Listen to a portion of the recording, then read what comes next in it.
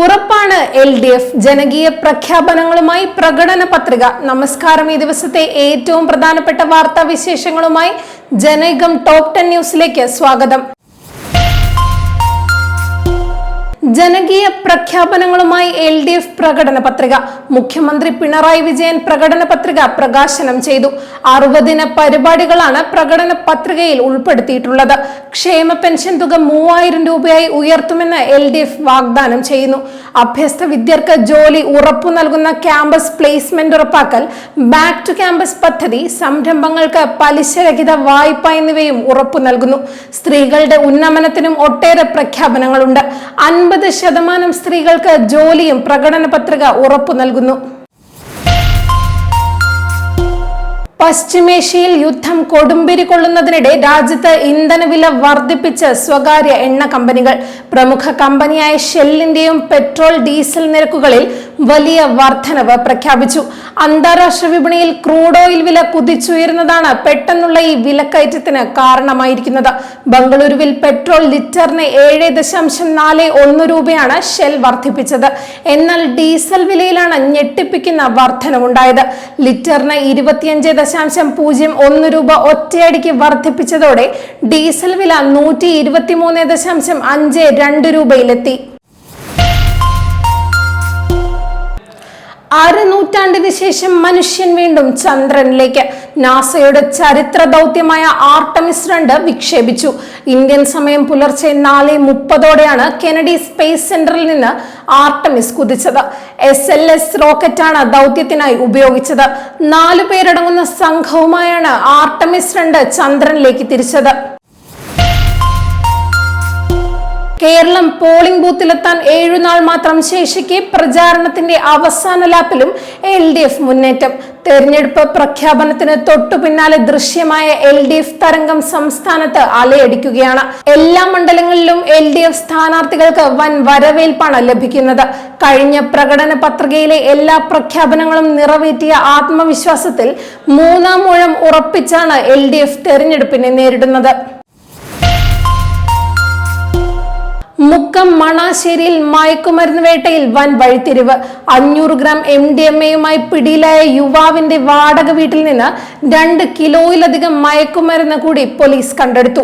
നീലേശ്വരം പുല്ലമ്പാടി സ്വദേശി മുഹമ്മദ് ഹനീഫ താമസിച്ചിരുന്ന മണാശ്ശേരിയിലെ വീട്ടിൽ നിന്നാണ് ലക്ഷങ്ങൾ വില വരുന്ന മയക്കുമരുന്ന് പിടികൂടിയത്. ഇന്ന് രാവിലെയാണ് 500 ഗ്രാം MDMA-യുമായി മുഹമ്മദ് ഹനീഫയെ ഡാൻഡാഫ് സംഘം പിടികൂടിയത്.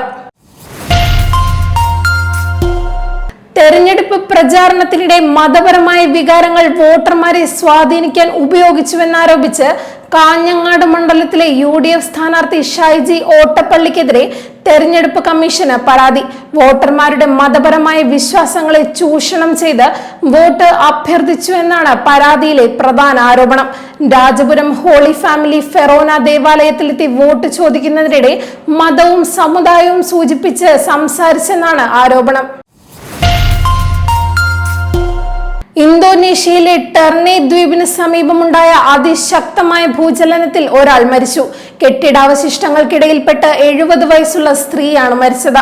റിക്ടർ സ്കെയിലിൽ 7.4 തീവ്രത രേഖപ്പെടുത്തിയ ഭൂചലനത്തെ തുടർന്ന് പസഫിക് സമുദ്ര തീരങ്ങളിൽ സുനാമി മുന്നറിയിപ്പ് നൽകിയെങ്കിലും പിന്നീട് പിൻവലിച്ചു. അന്താരാഷ്ട്ര ബുക്കർ പ്രൈസ് 2026 ചുരുക്കപ്പട്ടികയിൽ ഇന്ത്യൻ വംശജയായ കനേഡിയൻ അമേരിക്കൻ എഴുത്തുകാരി പത്മ വിശ്വനാഥൻ ഇടം പിടിച്ചു. ബ്രസീലിയൻ എഴുത്തുകാരി അന പൗള മായ രചിച്ച ഓണർ താസിറ്റീസ് ബിനീത്ത് എന്ന നോവലിന്റെ വിവർത്തകയായാണ് പത്മ ഈ നേട്ടം കൈവരിച്ചത്.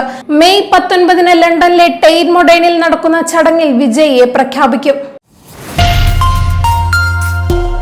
മുസ്ലിം ലീഗിന്റെ സ്ഥാനാർത്ഥി നിർണയത്തിൽ പരസ്യമായി അതൃപ്തി പ്രകടിപ്പിച്ചതിന് പിന്നാലെ വനിതാ ലീഗ് ദേശീയ സെക്രട്ടറി സ്ഥാനം രാജിവെച്ച് നൂർബീന റഷീദ്.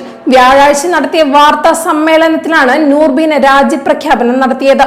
നേതൃത്വത്തിന് രാജി അറിയിച്ചുകൊണ്ട് ഇമെയിൽ അയച്ചുവെന്നും അവർ വ്യക്തമാക്കി. ഹരിത വിവാദം സൃഷ്ടിച്ചവരാണ് മത്സരിക്കുന്നതെന്ന് പറഞ്ഞാണ് നൂർബീന വിയോജിപ്പ് അറിയിച്ചത്. ഇറാന്റെ നാവിക വ്യോമസേനകളെ തകർത്തുവെന്നും യുദ്ധം അമേരിക്ക ജയിച്ചുവെന്നും US പ്രസിഡന്റ് ഡൊണാൾഡ് ട്രംപ്. ഇറാനുമായുള്ള യുദ്ധം അവസാന ഘട്ടത്തിലാണ്. അമേരിക്കൻ സൈന്യം തന്ത്രപ്രധാനമായ ലക്ഷ്യങ്ങൾ കൈവരിച്ചെന്നും ട്രംപ് രാജ്യത്തെ അഭിസംബോധന ചെയ്തുകൊണ്ട് പറഞ്ഞു. ഹോർമുസ് കടലിടുക്ക് ആവശ്യമുള്ള രാജ്യങ്ങൾ അവ സംരക്ഷിക്കണം, അല്ലെങ്കിൽ രാജ്യങ്ങൾ അമേരിക്കയിൽ നിന്ന് എണ്ണ വാങ്ങണം. അതുമല്ലെങ്കിൽ ഹോർമുസ് സ്വാഭാവികമായി തുറക്കപ്പെടുമെന്നും ട്രംപ് അറിയിച്ചു. ജനേകം ടോപ്പ് 10 ന്യൂസിലൂടെ വീണ്ടും കാണാം. കൂടുതൽ വാർത്തകൾക്കും വിശേഷങ്ങൾക്കുമായി ജനേകം വെബ്സൈറ്റ്, യൂട്യൂബ് ചാനലുകൾ സന്ദർശിക്കുക.